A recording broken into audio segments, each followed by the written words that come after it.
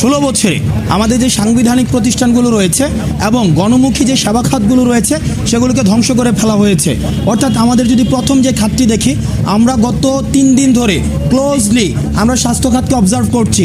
স্বাস্থ্য খাত কোনো গণমুখী খাত নয়, বরং ইন্ডিয়াকে ফেসিলিটেট করার জন্য এবং প্রাইভেট মেডিকেলকে ফেসিলিটেট করার জন্য স্বাস্থ্য খাতকে ইচ্ছাকৃতভাবে ধ্বংস করে দেওয়া হয়েছে।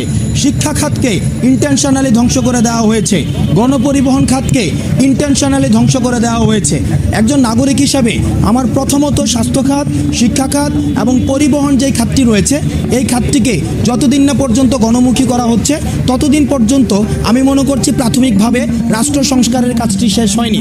দ্বিতীয়ত, আমার যে জায়গাটি পলিসির জায়গায় যতদিন না পর্যন্ত স্বাধীন বিচার ব্যবস্থা নিশ্চিত করা যাচ্ছে ততদিন পর্যন্ত আমি মনে করি না বাংলাদেশে যে নির্বাচনের যে পরিবেশটি সেই পরিবেশটি নিশ্চিত হবে।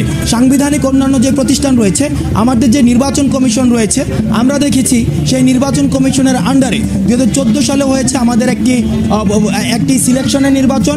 আমাদের 2018 সালে যে নির্বাচনটি হয়েছে সেটি হচ্ছে রাতের ভোট। 2024 সালে যে নির্বাচন হয়েছে সেটি হচ্ছে ডামি ইলেকশন।